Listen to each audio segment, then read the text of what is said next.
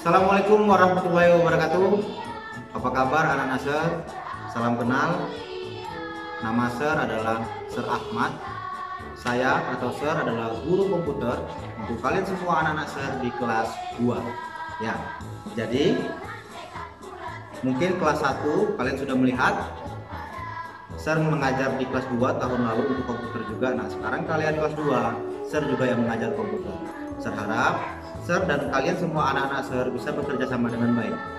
Nah, untuk tahun ajaran baru ini, luar biasa kita dipertemukan di pertemuan pertama melalui digital, ya. Pada masa-masa seperti ini, jangan kita banyak mengeluh. Ini pasti ada hikmahnya, dan kita tetap semangat. Anak-anak Sir tetap semangat, ya. Oke, nah, di pelajaran komputer, ini buku kita untuk kelas 2. Di daftar isi ada 5 bab. Jadi di bab pertama ini kita mengenal lingkungan belajar, teknologi, informasi, dan komunikasi. Pada materi kita yang pertama ini yaitu tentang mengenal lingkungan belajar yang sehat. Apa itu sehat? Sehat itu maksud di sini baik, rapi, nyaman. Kalau lingkungan kita sudah nyaman, rapi, kita belajar pasti semangat. Maupun di sekolah dan juga di rumah, kita harus buat lingkungan belajar kita nyaman.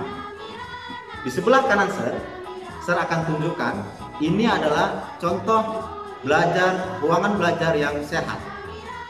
Kenapa sehat? Rapi, nyaman, dan bersih. Seperti yang Sir bilang tadi. Di sebelah kiri Sir, ini contoh ruangan yang tidak sehat, berantakan.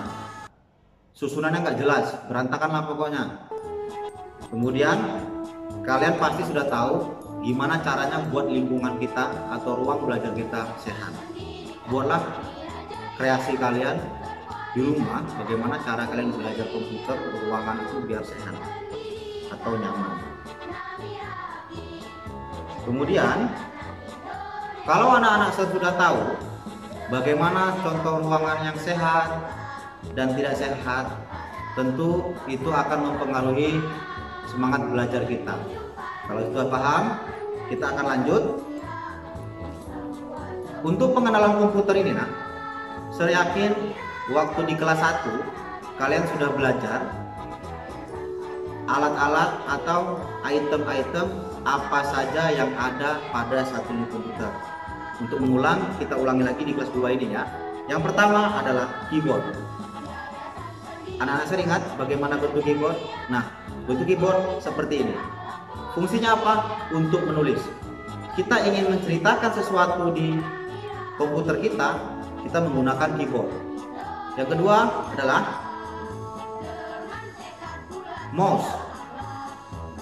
Anak-anak Sir tahu bagaimana bentuk mouse tersebut? Nah, bentuk mouse ada seperti ini. Ini digunakan untuk menggerakkan kursor.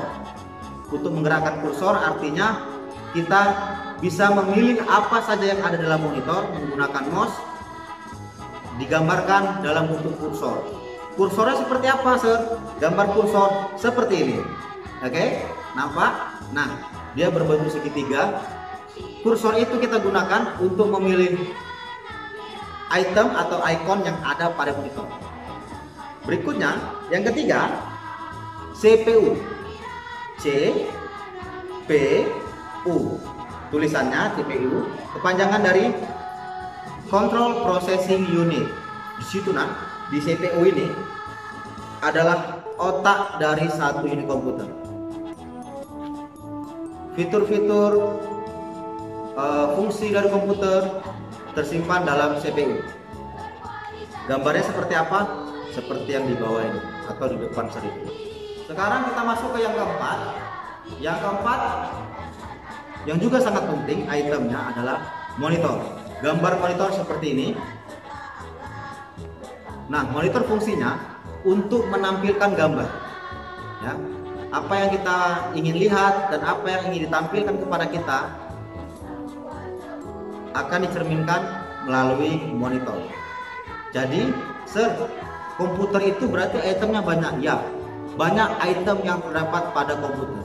Tapi apabila satu item saja nggak ada, itu mereka tidak berfungsi. Karena komputer itu dia saling menunjang. Kalau satu unit komputer nggak ada mouse-nya, tidak bisa digunakan. Begitu juga kalau tidak ada keyboard, monitor, tidak ada CPU, itu tidak bisa digunakan. Makanya satu unit komputer terdiri dari beberapa item. Saya ulangi, CPU, keyboard, mouse, dan monitor. Nah, komputer yang begitu kompleks atau yang begitu beragam, kalau untuk zaman teknologi sekarang sudah bisa simple dengan yang namanya laptop. Gambar laptop seperti ini.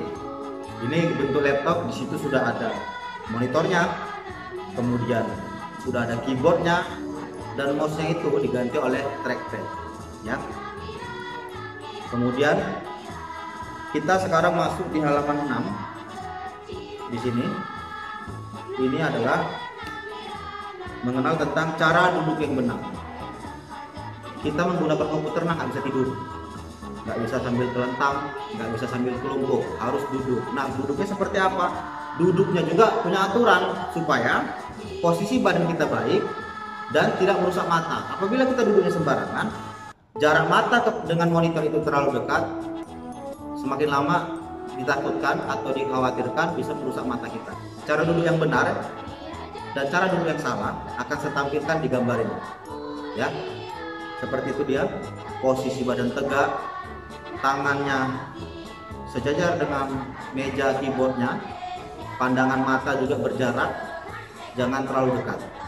Diperkirakan itu 40 sampai 50 cm dari posisi duduk kita. Nah, untuk materi kita saya potong sampai di sini aja.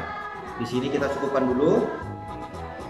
Untuk minggu depan kita akan belajar bagaimana peregangan badan ketika kita belajar dan badan mulai lelah.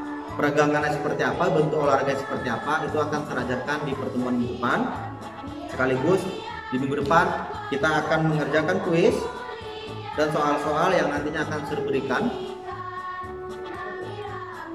Sampai di sini dulu pertemuan kita. Tetap semangat, jaga kesehatan, jaga kebersihan. Insya Allah selesai ini semua kita akan kembali normal dan bertemu dan bertatap muka seperti sedia kala. Wassalamualaikum warahmatullahi wabarakatuh.